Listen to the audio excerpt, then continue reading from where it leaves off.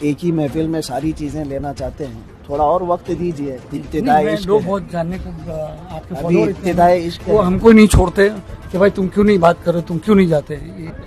دوستو سلمان اظہری صاحب 8.5 مہینہ 9 مہینہ جو ہے جیل کی سلاخوں کے پیچھے رہنے کے بعد جو ہے ان کی سپریم کورٹ سے رہائی ہونے کے بعد آج مدن پورہ علاقے میں وہ بڑی مسجد میں جو ہے یہاں پر نماز پڑھنے آئے اور یہاں پر جو ہے انہوں نے لوگوں کو سے بھی بات کی. لوگ یہاں پر بڑا ہجوم لگا ہوا ہے. السلام علیکم سلمان صاحب. وعلیکم السلام ورحمۃ اللہ تعالیٰ وبرکاتہ. سلمان صاحب کیا کہنا چاہو گے آپ؟ 8.5 مہینہ آپ کو جو ہے بندش میں رکھا گیا. الحمدللہ مجھے اس بات کا اطمینان ہے کہ ہم نے نہ کبھی کوئی غلط کیا تھا اور نہ ہی غلط بولا تھا. آج بھی ہم اس بات پر قائم ہیں. 8.5 مہینے کی قید کیا، 8.5 سال کی قید کے بعد بھی یہی بات رہے گی کہ جو حق بات ہے وہ ہم علل اعلان کریں گے. ہم نے کوئی غلط نہیں کہا اور یہ ہمارے متعلق سب سے بہترین جو انصاف آیا ہے وہ سپریم کورٹ کا ہے. وہ آپ نے بھی دیکھا ہوگا اور سب وائرل ہے. اور سپریم کورٹ نے جو فیصلہ دیا ہے وہ ہم سب کے سمان کے لیے کافی ہے، ساری کمیونٹی کے لیے بھی. اور اس طرح کی تمام جو حرکتیں کرتے ہیں، چھوٹی سی چیز کو بڑا بنا کر کے پیش کرتے ہیں، ان سب کے لیے بھی سپریم کا آرڈر میں اس کا بہت سمان کرتا ہوں. خاص طور پر یہ انہوں نے کہا ہے کہ ہم نے کوئی ہیٹ سپیچ نہیں کی ہے.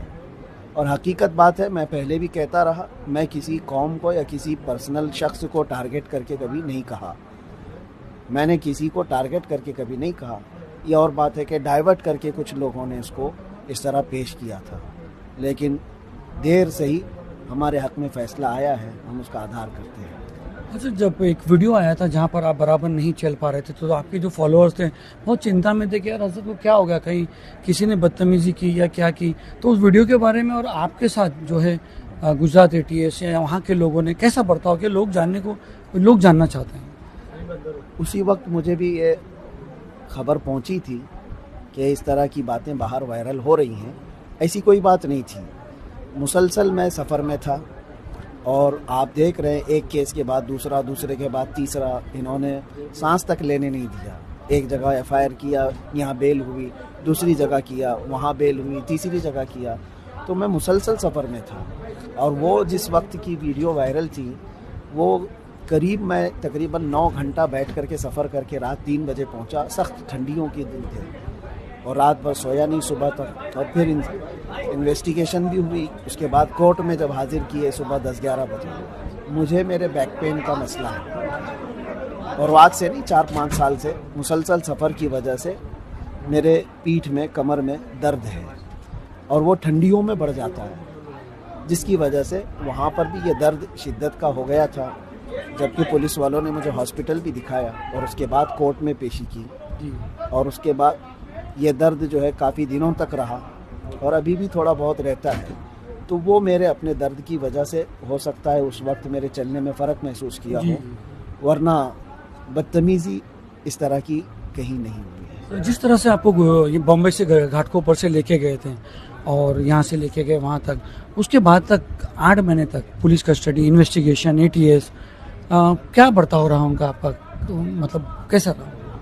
ابھی سلیم بھائی آپ ایک ہی محفل میں ساری چیزیں لینا چاہتے ہیں، تھوڑا اور وقت دیجیے. ابتدائی عشق لوگ ہے. بہت جاننے کو آپ کے ابھی فالوور ابتدائی عشق وہ ہم کو نہیں چھوڑتے کہ بھائی تم کیوں نہیں بات کرو، تم کیوں نہیں جاتے.